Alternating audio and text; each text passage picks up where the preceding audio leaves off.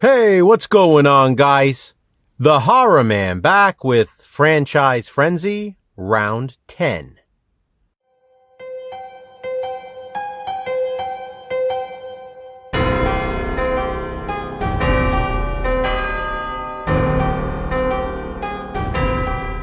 It's the final Friday of October, which means it's time to rank the Part 10s in Horror Franchise Frenzy. I am now down to just 10 franchises of the original 60 with which I started. Remember, Jason is covering the same franchises, but our rankings will be different. So please be sure to check out his video as well. As always, I'm ranking these movies based on things such as nostalgia, rewatchability, and overall entertainment value. This isn't about what I consider to be the objectively best. It's what I enjoy the most. So, here we go.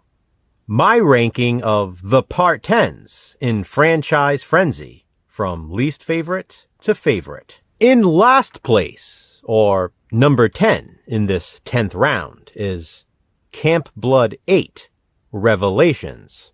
And yes, this is the 10th film in the Camp Blood franchise. This is a wild one. There are a lot of crazy things going on.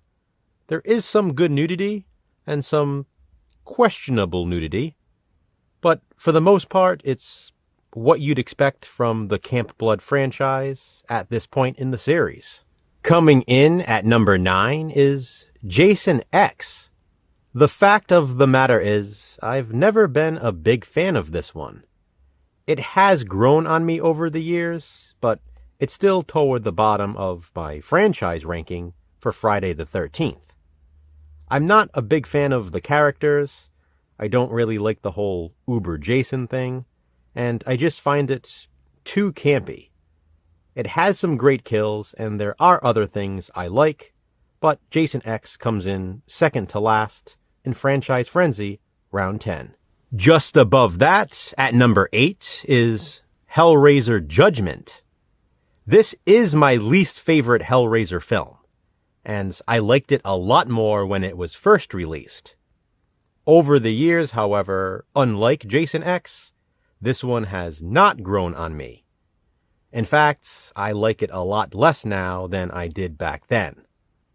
I do like the murder mystery element to it, and I really like the ending. But as for the changes it makes to the Hellraiser mythos, that doesn't work for me. This one comes across as fan fiction, and even a fan-made film. It just doesn't fit into the rest of the Hellraiser franchise, in my opinion. Children of the Corn Runaway comes in at number 7. This movie took the franchise in a different direction, which I really liked. But I had to rank it somewhere, and I couldn't justify putting it any higher. Of course, I can't put it any lower either. So it lands at number 7. At number 6, I have Slumber Party Massacre. This is the 10th and final film in the Massacre franchise so far, and sort of a remake, reboot, requel to the Slumber Party Massacre. It's not really a remake, it's definitely a requel, if anything. There are things I didn't like about this, and then there were things that I loved about it. This one plays the old switcheroo. You think it's going in one direction, and then it takes another, and I appreciated that about it. Witchcraft 10, Mistress of the Craft, is up next at number 5. This one is toward the bottom of my Witchcraft franchise ranking, but still, I like it a lot. And it also takes the franchise in a different direction by setting this one in England. Amityville: The Awakening comes in at number 4. This is the 10th film in the canon Amityville franchise, and it has a fantastic cast, including Bella Thorne, McKenna Grace, Jennifer Jason Leigh, and Jennifer Morrison. I like this one a lot, and it's easily one of my favorite Amityville films overall. Puppet Master Axis of Evil comes in at 3. When this movie was released, I was blown away. It felt like a true return to the Puppet Master franchise.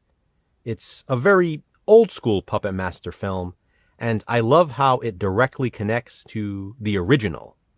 Plus, this one features the introduction of one of my favorite puppets in the entire series, Ninja. In second place is a movie I wish I could rank at number 1, because I think it's an underrated Rob Zombie masterpiece. Rob Zombie's Halloween 2. I know this is universally hated among fans, but I think it's one of the best films in the Halloween franchise. Jason and I have already covered it, though, during Positive Spin.